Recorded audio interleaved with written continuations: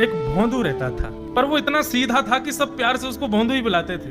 गायों की सेवा करता था और जिस आश्रम में रहता था वहां के गुरुदेव शाम को प्रवचन करते थे तो सबसे पीछे बैठ के सुनता था। भोंदू को लगता था गुरुजी जो बोल रहे हैं ये बिल्कुल सत्य है, इसमें कोई झूठ नहीं है। एक दिन गुरुजी प्रवचन करते हुए बोले, यमुना के पल्ली पार भांडीर वन में ठाकुर जी गैया चराने आए। भांडीर वन का नाम सुनते भोंदू कान खड़े हो गए। बोले भांडीर वन तो मैं जाता हूँ गैया लेके, मुझे तो कभी मिले नहीं वहां पे। अरे मुंह में ही कमी होगी, मुंह में ही सामर्थ्य नहीं होगी उनको देखवे कि मैं ही नहीं देख पाए होंगे, वो तो आते होंगे वहां पे, मुझे ना दिखे होंगे। भोंदू ने पहली बार जिज्ञासा करी, गुरुदेव ठाकुर जी दिखते कैसे हैं? तो गुरुदेव भी हंस गए, अच्छा भोंदू पूछ रहा है, बैठ जाओ बताते हैं। मोर मुकुट पहनते हैं ठाकुर जी, और बोले 2 कान हैं लेकिन कुंडल एक ही पहनते हैं। ठाकुर जी ऐसे पुष्प तोड़ के कान के ऊपर लगा लेते हैं, दोनों कानों में एक ही कुंडल को फेर फेर के पहनते। ठाकुर जी पीली पीताम्बरी, ऐसी ठाकुर जी पीली पहनते, पीली पीताम्बरी। माला कैसी पहनते हैं? ठाकुर जी ऐसी पहनते हैं पूरी पैरों तक जाए। ये देखो गुरु जी कह रहे हैं तो निश्चित है भंडीर वन में आते हैं ठाकुर जी। भोंदू अपनी गैया लेकर के भंडीर वन पहुंच गया। गैया चर रही थी, अब भोंदू ढूंढ रहा है, कभी वृक्ष के नीचे जाके देखे, कभी कहीं देखे, कभी ढूंढे कहीं से चंदन की सुगंधी आ जाए। गुरुजी बता रहे थे उनमें से चंदन की सुगंधी आती है, क्या पता कन्हैया यहीं कहीं हूं। इतने भाव से, इतने प्रेम से और इतने भोलेपन से ढूंढने लगा ठाकुर जी को, और ठाकुर जी नहीं मिलते ना तो अपने आप को ही कोसता, मुंह में योग्यता ना होगी यही मारे ना मिल रहे, ठाकुर जी तो यही है। गुरु जी की बात गलत नहीं है, ठाकुर जी तो यही है। उसके उस सहज भाव पर, उसके उस सरल भोंदूपने पर ठाकुर जी रीझ गए। और इतने में ही भोंदू हताश, निराश, उदास बैठा था, खुद को कोस रहा था, मुंह में योग्यता ना है, मुंह ठाकुर जी मिलना ही रहे। इतने में ही देखा सामने से असंख्य गायों का झुंड आ रहा है, और भोंदू ने जैसे उन गायों को देखा, ऐसी गाय कभी देखी नहीं, अलग गाय। तभी देख रहा है भोंदू पीताम्बरी पहनी है, गले में वैजंती माला धारण की है, सिर पर पाग पहनी है, एक कान में कुंडल है, मंद मंद मुस्कुरा करके दतुइयां दिखा रहे हैं, कटाक्ष नेत्रों से कभी इधर देख रहे हैं, कभी उधर देख रहे हैं। अपनी वेणु को कमर में कस करके, गैयाओं के गले में गलवैयां डाल करके श्याम सुंदर भोंदू की तरफ चलते भय आ रहे हैं। ये दृश्य देख करके हाथ पांव कांपने लगे भोंदू के। उसको लगा मेरे पास तो आएंगे ही नहीं है, वहीं से मुड़ जाएंगे, अब मैं उनके पास जाके उनको असहज नहीं करूंगा, यहीं से देख लूं, यहीं से प्रणाम कर लूं। लेकिन जैसे जैसे प्रणाम करके ऊपर देखता, ठाकुर जी और पास आ रहे हैं, और पास आ रहे हैं, और पास आ रहे हैं। जैसे ही ठाकुर जी आकर के बैठे, भोंदू के पास शब्द नहीं है, हाथ पैर कंपित हो रहे हैं, उसको सूझ ही नहीं रहा करूं क्या मैं, इनके लिए क्या बिछाऊं, कहां बैठाऊं। ठाकुर जी ने अपने आप ही भोंदू के गले में हाथ डाली, अरे तेरा नाम कहा है? जैसे ही ठाकुर जी ने नाम पूछा, भोंदू अपना ही नाम भूल गया, बोले मुझे याद ही नहीं मेरा नाम क्या है, पर प्रेम से सब लोग मुझे भोंदू बुलाते हैं। अब तो भोंदू नाम सुनते ही ठाकुर जी ताली दे दे के हंसने लगे, तेरा नाम भोंदू है? बोले हाँ मेरा नाम भोंदू है। और ठाकुर जी आपको अच्छा लगा? बोले हाँ बहुत अच्छा लगा। आपको नाम कहा है? ठाकुर जी बोले तुम वो ना जाने? बोले जानू तो ना हूं, लेकिन गुरु जी ने जैसा रूप बताया वैसा ही है आपको, तो आप कहीं नंद नंदन तो नहीं हो? ठाकुर जी बोले हाँ मैं नंद नंदन नहीं हूँ, यशोदा जी को लाला, नंद जी को लाला। भोंदू बोलो जय हो भगवान, आज आपके दर्शन है गए। गुरु जी और सब बालकन को तो आप शायद रोज ही मिलते होंगे, लेकिन मैं ही अभागा हूं, मुझको आप आज ही मिले हो। ठाकुर जी बोले अब चल बात मत बनावे, जल्दी कछु खवा, मुझको को भूख लग रही है। भोंदू एक कपड़े में रोटी बांध के उसमें मिर्च और गुड़ रख करके लेके गया। 2 रोटी थी, भोंदू ने जैसे खोली, एक रोटी ठाकुर जी के सामने धर दी, एक अपने पास रख ली, बोले मैं भी तो खाऊंगा। ठाकुर जी ने बढ़िया रोटी ऐसे घुमाई और प्रेम से गुड़ खामे और रोटी पान लगे प्रेम से, और ठाकुर जी तो चप चप करके नेक देर में पा गए। भोंदू तो भूल ही गयो, मुँह खानो भी वो ठाकुर जी को ही देख रहा है। ठाकुर जी बोले और जोर की भूख लगी, ला अपनी रोटी दे दे। भोंदू बोलो मुँह को भी भूख लगी है। बोले अच्छा चल आधी आधी खा ले, या मैं आधी तू खा ले आधी मैं खा लूं, दोनों खा ली।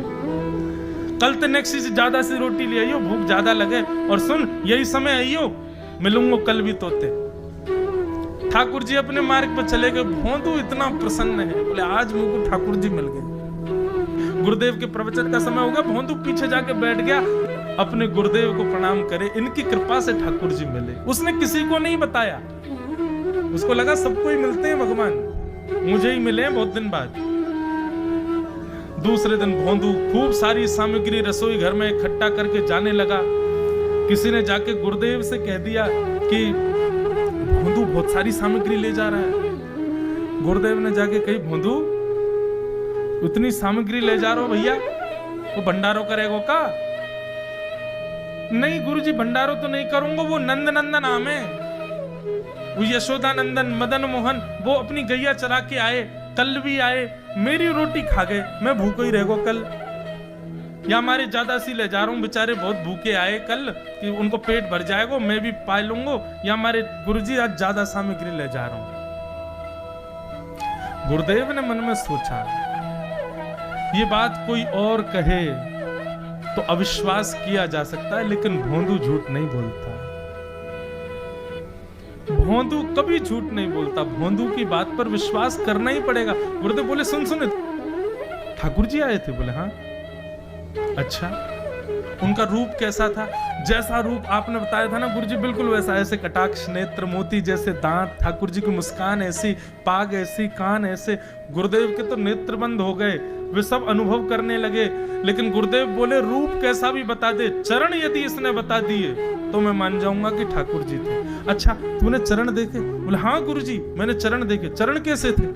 ठाकुर जी के चरण जब वो चल करके आगे बढ़ते हैं ना तो चिन्ह बन जाते हैं। कहीं ध्वजा बनी थी, कहीं शंख बना था, कहीं कुछ बना था, और उनके जो नखून है ना उनमें से ऐसा लगता है मानो जैसे कोमल का पराग हो, कमल का पराग हो। और चरणों का रंग कैसा, जैसे मानो जैसे गुरुदेव कमल होता है ना, कमल की आकृति, ऐसे ठाकुर जी के चरण। जब चरण का यथावत वर्णन भोंदू ने कर दिया, गुरुदेव समझ गए, बोले निश्चित ठाकुर जी आते। नहीं तो भोंदू कहां जाने, इतनी बुद्धि नहीं है उस पे कि वो इतना सब कुछ ढूंढ ढाड़ के मुझे बताए। भोंदू एक काम करेगा? बोले हाँ। ठाकुर जी आएंगे तो तेरे सखा बन गए? बोले हाँ। तो उनको लेकर के आश्रम आ जा, यहां पे आ जा। भोंदू बोला कि इतने योग्य बालक हैं, लेकिन ठाकुर जी ने किसी से नहीं कही, मुझसे कही है। अगर मैंने ये काम नहीं किया तो मेरा जीवन व्यर्थ है। भोंदू को लगा ठाकुर जी सबसे ही मिलते हैं, गुरु जी किसी से भी कह के बुलवा लेते, मुझको काम दिया। भोंदू ने तो उसको अपने हृदय में ले लिया, अब ये काम मुझे करना है। बोले गुरु जी मैं वचन दे के जा रहा हूं, ठाकुर जी को मैं लेके आऊंगा। जा बेटा। भोंदू वन में चला गया। अब तो उसको मिलने की भी एक्साइटमेंट नहीं है और कोई उसके मन में भाव ही नहीं है, उसको ये है बस ठाकुर जी को मैं ले जाऊं। जा करके बैठा, ठाकुर जी अपनी गैया चराते भये, ठाकुर जी आए, रूप देख करके फिर से भावुक हो गया भोंदू। ठाकुर जी आकर के बैठ गए, बोले चल जल्दी निकाल रोटी, भूख लगी है मुंह को। भोंदू सजाता जा रहा है थाली, ठाकुर जी को देता जा रहा है। बोले जय जय, एक प्रार्थना करूं? बोले करो। आप मेरे संग मेरे सखाओ ना आप? बोले हाँ तेरो सखाऊं तो मेरी बात मानोगे? बोले कहा आप मेरे संग आश्रम चलो गुरु जी के पास। ठाकुर जी रोटी पाते जा रहे, ठाकुर जी ने अनसुनी कर दी बात। बोले जय जय कछु कहो ना, आप चलोगे ना? ठाकुर जी बोले हम तेरे सखा हैं, तेरे गुरु जी के सखा नहीं है। तू मोते मिल, तू मेरे संग खा, तू मेरे संग रहे, तू कछु कर, तो कुछ सब अधिकार है, लेकिन ये हम गुरु जी ते मिल बातें मिल ये सब हम नहीं करेंगे। हम बस तेरे सखा हैं, तो ये जाने और कोई ये ना जाने। जय जय ऐसा मत कहो ना, वे नहीं बताते तो मैं तो आपको देखा ही नहीं पाता, मैं तो आपको जानता ही ना हूं। उनने ही तो मुझको बताई कि आप भांडीर बनाते हो, आपका रूप ऐसा है। उनने कृपा करके मुझको आपसे मिलवाए हो, वही हमारी मित्रता के मूल आधार है, उनसे तो मिलवे चलो ना। ठाकुर जी बोले देख ज्यादा जिद मत करे, हमने तो उसे एक बार कह दी हम नहीं जाएंगे नहीं जाएंगे नहीं जाएंगे। ठाकुर जी रोटी पा रहे थे तो भोंदू ने हाथ से रोटी और छनाई, बोले ये भी दो, ये भी गुरु जी की है, लाओ ये मिर्च गुड़ सब दो, ये सब गुरु जी को, ये भी मत खाओ। और सुनो, यदि हमारे गुरुजी से आपको प्रेम नहीं है तो हमको आपसे प्रेम नहीं है। कल ते अपनी गैयान को लेके कहीं और चरावे जाओ, होंगे तुम नंदन नंदन अपने गांव के, मेरे गुरुजी के पास नहीं जाओगे। और सुनो, ये मुंह में जो रोटी रखी जाओ को उगल ले आओ, ये भी गुरुजी की रसोई में बनी है, हमारे गुरुजी से नहीं मिलेंगे। ठाकुर जी बोले अरे भोंदू ने रुक तो, नहीं नहीं नहीं अब तो मैं सुनूंगा ही नहीं, आपने ऐसी कैसी कह दी नहीं जाएंगे, 3 बार नहीं जाएंगे नहीं जाएंगे। और ये भांडीरवन मेरो है, मैं यहाँ गैया चरावे आऊं, कल से अगर तुम और तुम्हारी गैया दिख गई मुझको तो तुम्हारी गैयान को लेके मैं चलो जाऊंगा आश्रम, फिर तुम्हारी मैया बाबा तुमको मारेंगे। ठाकुर जी बोले अरे भोंदू इतना नाराज?